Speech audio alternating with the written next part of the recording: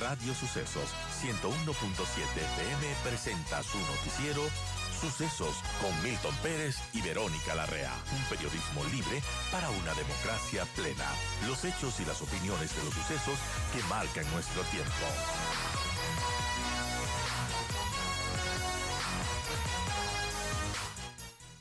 Yo saludo a Pamela León, ella es estratega en temas de comunicación. Pamela, buenos días, gracias por acompañarnos. El discurso del presidente, más allá del fondo, hablemos ahora de la forma, de cómo fue este discurso que, digamos, sorprendió a muchos, primero porque no duró poco, tampoco duró tanto, pero no fue lo mismo que el de la vez pasada, y segundo, terminó con una emotividad muy alta. Buen día. Buenos días, Milton. Buenos días, Verónica. Muchas gracias por invitarme a Radio Sucesos. Eh, yo creería que sí, es importante analizar, digamos, esta condición un poco más performativa digamos, del presidente en el momento de interpretar, porque esa es la palabra que creo que se ajusta, este discurso presidencial. Pero viéndolo ya también en el fondo, como tú me indicas, Milton, fue un discurso fundacional. Hay una refundación simbólica y un borrado del pasado que está claro ahí. Y esto es típico digamos, este recurso es clásico digamos, con estos propósitos de refundación, es decir, construir legitimidad del poder a través de un quiebre con el pasado, ¿ya? Y es un pasado transversal, no es un pasado próximo, porque ese pasado también lo corresponde a él desde un gobierno de transición. Entonces, no solo informa, actúa políticamente, produce identidad, legitima mandato, redefine enemigos, los redefine incluso desde unos marcos no necesariamente alineados a lo político, ¿ya? Entonces, esta nueva etiqueta del nuevo core que ya la conocemos, ya no comparte espacios de campaña, sino de época, ¿ya? O sea, se proyecta como una identidad institucional que trasciende al mandatario. Pero además de eso, yo diría que se buscaría que además de esta búsqueda o de esta intención, haya una conclusión de un proyecto político real sostenible. Creo que esa es, digamos, la mirada que tenemos que darle, porque más allá de que, y creo que todos nos dimos cuenta de que se utiliza, por ejemplo, a la guerra como un metarrelato constante en el discurso. Es decir, no hay una condición de patriotismo necesariamente visto desde esa manera, sino es un discurso bastante militarizado con metáforas bélicas. Yo creo que este uso de tropa, no dimos un paso atrás, enemigo interno, comandante en jefe, campo de batalla, reconfigura incluso la idea de gobierno. Es decir, hay unos valores militares como la lealtad, la disciplina y el sacrificio que buscan también consolidar al nuevo gobierno y también ¿Y qué te da a justificar tal vez medidas extremas, ¿no? Exactamente, ¿qué te da a entender eso? Te da a entender una muestra de firmeza ante la guerra interna que el presidente ha declarado o una muestra de firmeza ante todo. Porque, y sí, ¿por qué? Porque, a ver, anidando lo anterior, no solamente es un tema simbólico como tú indicas, Milton, porque acordémonos que describe al país como qué, como saqueado, corrompido, secuestrado. Y ante esas, digamos, situaciones complejas, va a necesitar justificar medidas extraordinarias. Y esas medidas extraordinarias provienen de quién? Del comandante en jefe, que tiene un espacio en el campo de batalla, no en el suelo del, digamos, sí, en el suelo ecuatoriano, pero desde el imaginario del campo de batalla. La tropa ya no es necesariamente el ciudadano o también es el ciudadano. Ya no se habla, digamos, de oposición política, sino de mafias. Y Entonces, perdóname que te interrumpa porque no sé si te no, diste no. cuenta y la verdad se dieron cuenta, nunca soltó el bastón de mando. Si te pones a verificar desde dónde te di el bastón de mando, te vas a dar cuenta que si algo no soltó fue el bastón de mando. Eso acentúa más, eso es lo que se llama en comunicación política ilustradores de comunicación, ¿ya? Son estos ilustradores que repotencian el discurso hablado y que buscan también consolidar una idea, digamos, más sostenible en la memoria con este tipo de ilustradores que luego pueden transformarse en atributos del nuevo líder, ¿eh? Entonces hay una refundación no solamente de la idea de patria, sino que hay una refundación de un nuevo líder frente a la crisis nueva que también atraviesa el país. Una crisis que no tiene que ver con líderes políticos. Ahora, Pamela, hablando del discurso de Noboa, ¿qué nos comunicó Noboa en estos 21 minutos? Hay quienes dicen que sacó el orador, que estaba escondido por ahí, pero más allá de eso, ¿usted cree que estos 21 minutos de discurso marcó una hoja de ruta para los 4 años? También, ¿qué nos puede decir de lo que comunicó su lenguaje corporal, por ejemplo? Sin duda es un cambio, ¿no? Del presidente que se posicionaba hace 18 meses atrás, de ahora, pero... ¿Qué es lo que nos comunicó el presidente y a su criterio trazó una hoja de ruta para este próximo mandato? Bueno, en un discurso no lo puedes decir todo, no es un discurso de rendición de cuentas, eso hay que tenerlo claro, hay que hacer una diferencia allí. Este era un discurso en donde iba a abundar la retórica política y así iba a serlo. Por supuesto que no íbamos a hablar, por ejemplo, o no se iba a hablar de, digamos, ese más del 90% de jóvenes que están desempleados según un informe de Children.org, o cómo los jóvenes ganan menos de $180 mensuales, aquellos que sí tienen el privilegio de tener un empleo. Claro. Eso no iba a pasar, sobre todo por la legitimidad política que compromete este tipo de actos, porque hay que verlo como un acto. Eh, a mí lo que más me llamó el discurso, y bueno, contestando a la otra pregunta, es ante ello un proyecto político integralmente explícito, no. Y aparte porque no era la condición del discurso. Eh, pero a mí lo que más me llamó la atención y creo que es lo que nos quiso decir de manera muy sonante es que hubo una clara despolitización del conflicto y la construcción del otro negativo. Y yo creo que aquí hay que tener en cuenta algo. El enemigo ya no es únicamente el correísmo, aunque lo menciona implícitamente en la frase lo que nos dejaron. El enemigo explícito es ahora las mafias, pero no hay que ver a las mafias como la delincuencia organizada solamente. ¿Por qué? Porque el mal, entendiendo esta condición de antagonismos y protagonismos, ya no es un actor político con nombre, sino un fenómeno difuso, mafias, estructuras delictivas, corrupción generalizada, lo que desdibuja a la oposición partidaria. Y ojo, porque este desplazamiento simbólico coloca al adversario ya no como un sujeto político, sino como ¿qué? Como una amenaza criminal que desestabiliza la nación.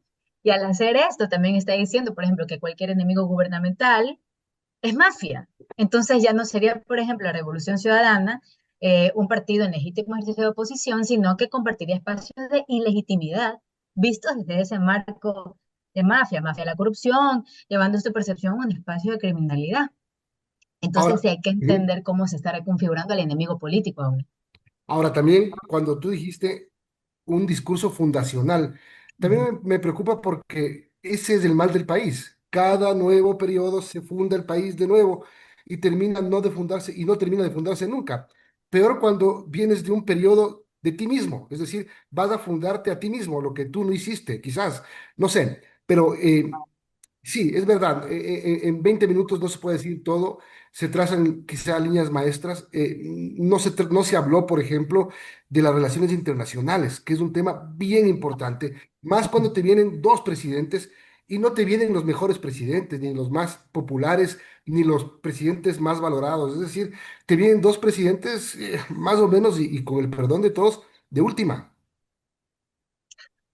Bueno, Milton, ahí hay dos cosas interesantes que comentas. Digamos, esta constante refundacionista que tenemos como país y entender que esa refundación proviene sobre todo de un líder. Ahí hay que tener algo claro. La refundación de un país no se sostiene con los liderazgos, sino con la política pública sostenible. Entonces, desde allí, nosotros, por eso me encanta lo que comentas, porque entendemos la refundación de un país a través de un mandato, ¿ya? Y no de cómo esa política pública sobrevive a los mandatos. Desde ahí está todo al revés.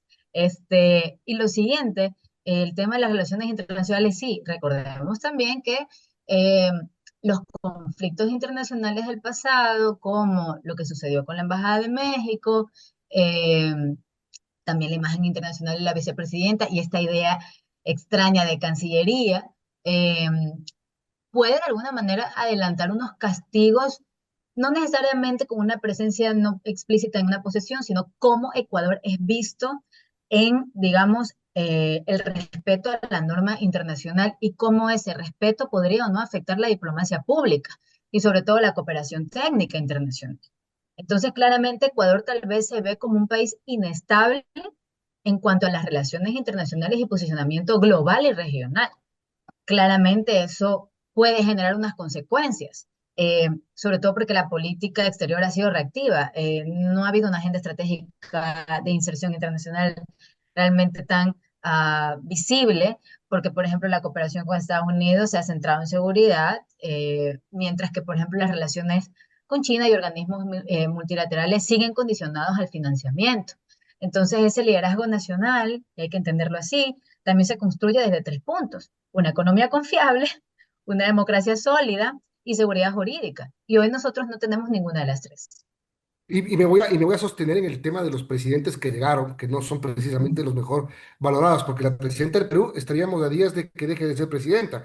Y el presidente Petro ha cuestionado la victoria del presidente Noboa. Viene y critica encima. Es decir, creo que el trabajo de relaciones exteriores no ha sido lo mejor que ha tenido el gobierno y deberá corregir el rumbo. Tampoco se ve, ya hablando del fondo, una luz, porque se suspendió la posición de los ministros del día sábado, no se ve una luz de quiénes van a quedar y quiénes se van a ir. Sosteniendo lo que comentas, recordemos que Petro vino a decirle: tienes presos políticos, básicamente te pareces a Venezuela. O sea, eso es grave. ¿Ya? Exactamente, claro. Y las delegaciones, porque hubo delegaciones, bueno, vino Kennedy, también hay una situación personal allí, las delegaciones nunca son lo mismo. O sea, no hay que hacer un símil con eso. Hay una A respuesta, ver, me parece que el símil en esto es Cuenca, la cumbre de Cuenca, de hecho, donde ya debió existir un cambio en el manejo de relaciones la exteriores. cumbre de líderes sin líderes, es como yo la Exacto. menciono, a la cumbre de Cuenca. Entonces, que venga Boluarte, sí, genera una condición distópica de cómo entendemos las relaciones de poder internacionales, yo creo que sí, y además es como también te ven desde adentro, ¿no? Cómo, cómo esa imagen del Ecuador pase, a ser pase de ser un país que busca consolidarse regionalmente a tal vez aislarse por condiciones de norma internacional. O sea, tenemos una posición de un presidente que es un mensaje para el mundo, pero tal vez es un mensaje negativo también desde ese espacio. O sea, hay dos presidentes que además son vecinos, y uno de ellos viene a decir lo de los presos políticos, y que abras el diálogo y que eres igual a mí. O sea, esta situación puede llegar a transparentar un poco cuáles podrían llegar a ser, digamos, digamos, ese talón de Aquiles complicado con el presidente en relación digamos, al espacio internacional. Y quizás antes de finalizar, Pamela, otro talón de Aquiles que ha tenido el gobierno es su comunicación. ¿Y qué podemos esperar de la comunicación que tenga el gobierno los próximos 4 años? Mire, la comunicación siempre tiene un techo. Y esto es lo que yo siempre comento cuando tengo que hacer consultoría. El techo es la gestión. No podemos arreglar con comunicación cuestiones más profundas y estructurales. Hay que recordar que en ese momento Noboa enfrenta su primer gobierno fuera de una idea de transición. Tiene legitimidad, sí, pero no coalición ideológica, y eso va a traer problemas. Tiene narrativa, pero aún no hay un proyecto integral visible. Gobernar en este nuevo periodo implicará algo más que sobrevivir, porque deberá definir, sí, una hoja de ruta que combine tres cosas: eficacia técnica, sensibilidad social y legitimidad democrática. Lo que quiero decir con esto es que Novoa tiene poder, pero no proyecto, con la idea que tendemos o tenemos a percibir de proyecto. Y el tiempo en política no perdona la improvisación. Yo quiero que recordemos, por ejemplo, Lazo tuvo poder, un poder legítimo además, porque fue reconocido en democracia, pero no hubo proyecto, hubo improvisación y fue castigado. Entonces, la comunicación jugará un papel, sí, importantísimo, sobre todo por la forma en la que se está levantando este gobierno en cuanto a cómo se articulan las ideas de poder. Es decir, hay un presidente de la Asamblea como Nils Olsen que dice: la relación del Ejecutivo y Legislativo va a funcionar. La concreción de eso va a ser lo complejo, sobre todo porque hay una asamblea que en este momento tiene acuerdos frágiles, coyunturalistas, no necesariamente estructurales, que van a tal vez contraponer eh, una relación de larga data. Y ahí es cuando la comunicación no necesariamente arregla esos espacios más profundos. Creo que la comunicación es algo que sí lo tienen muy en cuenta, pero lo que más debería preocuparles es cómo generan esa concreción. Pamela, gracias por habernos acompañado. Muchas gracias, Milton, muchas gracias, Verónica, y gracias a toda la audiencia de Radio Sucesos.